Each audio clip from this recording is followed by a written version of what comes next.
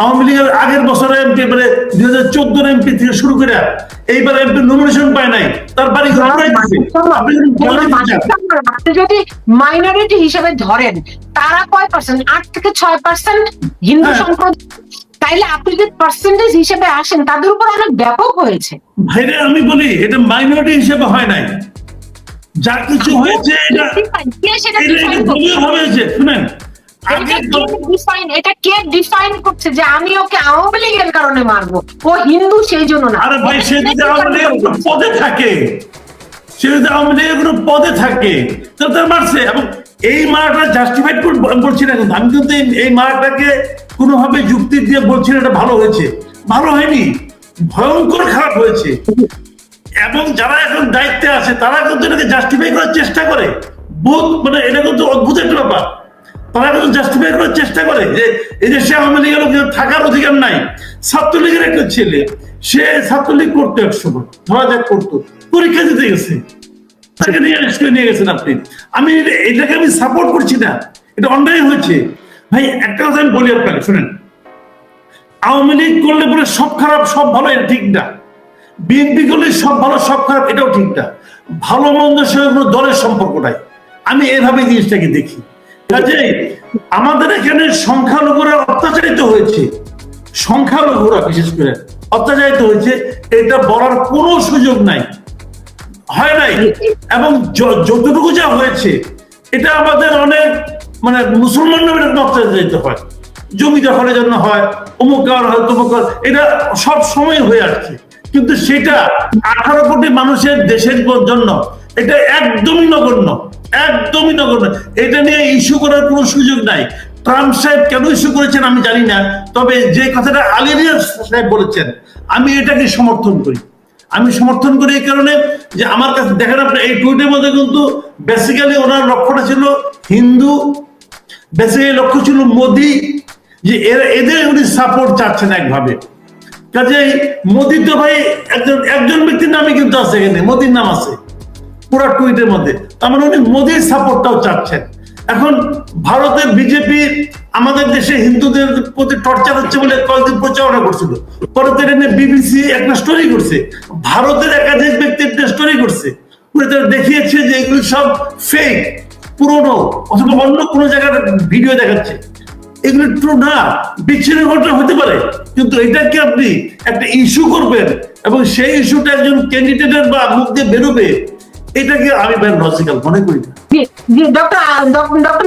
খুব দ্রুত শেষ করুন, 1 মিনিটের মধ্যে। আমি 1 মিনিটে শেষ করবো। সেটা হলো ডক্টর আলী রিয়াজ কামাল ভাই যে ন্যারেটিভটা দিচ্ছেন হিন্দুদের অত্যাচারে, এটা টোটালি, মানে কি বলবো, শেমফুল অ্যান্ড রিগ্রেটেবল থিংস। সেটা হলো যে রাজনীতি করলে আপনি মাইনরিটিকে আক্রমণ করতে পারবেন, আর রাজনীতি না করলে নিন্দনীয়।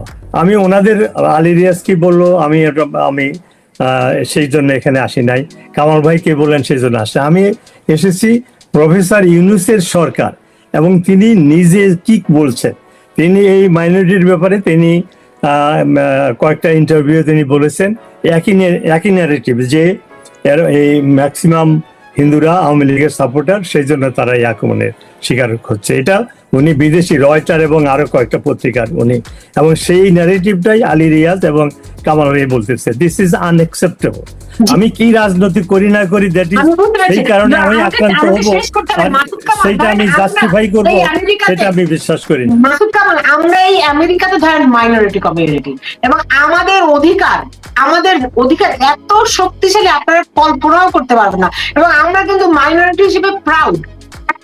আপনারা যেরকম করে বলছেন যে, এবং আমরা কিন্তু মাইনরিটি কমিউনিটি, আমাদের 99% মানুষ ডেমোক্রেটিক পার্টির সঙ্গে বিলং করে, কারণ ডেমোক্রেটিক পার্টির যে রাজনৈতিক দর্শন, সেটি আমাদের মাইনরিটি কমিউনিটি হিসেবে আমরা বোধ করি তারা সংরক্ষণ করবে। তারা কি পরে কি করে না সেটা আলাদা প্রসঙ্গ, কিন্তু তাদের পলিসির সঙ্গে যায়। সেইখানে বাংলাদেশের যে মাইনরিটি কমিউনিটি, ধরেন হিন্দু সম্প্রদায়, আওয়ামী লীগ ছাড়া তাদের আর কোন রাজনৈতিক সংগঠনটি আছে যেখানে তারা বিলং করতে পারে না? আর থাকলে হোয়াটস রং? ভাই এর বাস্তবতা নাই। এই দুই একটা বিচ্ছিন্ন, খুব বিচ্ছিন্ন, বয়সরাই আছে, গয়েশ রায় আছে, নিপুণ রায় চৌধুরী আছে, এরা আছে, নিতাই রায় চৌধুরী আছে, এটার মানে নাই বলে চলে, নাই।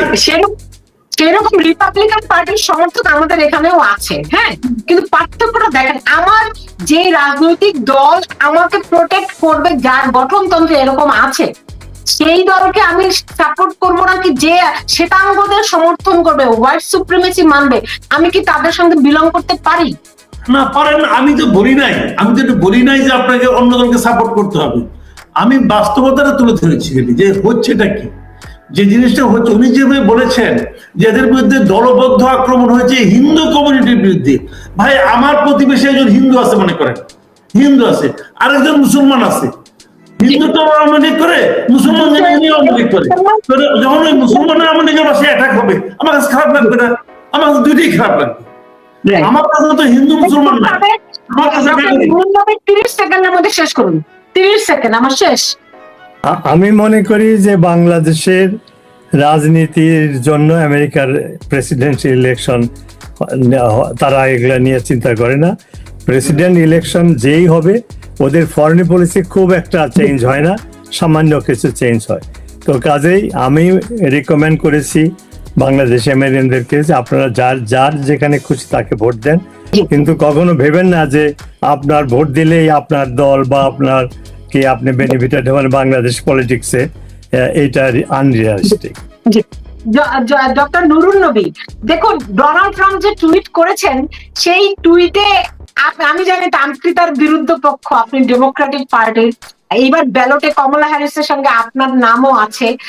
তো আপনারা ডোনাল্ড ট্রাম্পের বক্তব্যগুলি কেমন করে দেখছেন? মানে বিষয়টা আমি সেটার আগে কামাল ভাই ব্যাপারে একটু কমেন্ট করতে অনেক করেছি, আপনি না ওইটা আমাকে বলতেই হবে।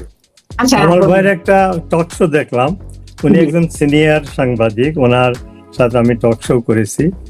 একজন দেশের প্রধানমন্ত্রী শেখ হাসিনা, আইনগতভাবে কিছু লোক বিশ্বাস করে সে এখন প্রধানমন্ত্রী, তার সম্পর্কে উনি যে শব্দগুলো ব্যবহার করছে, এটা আমার খুব খারাপ লেগেছে।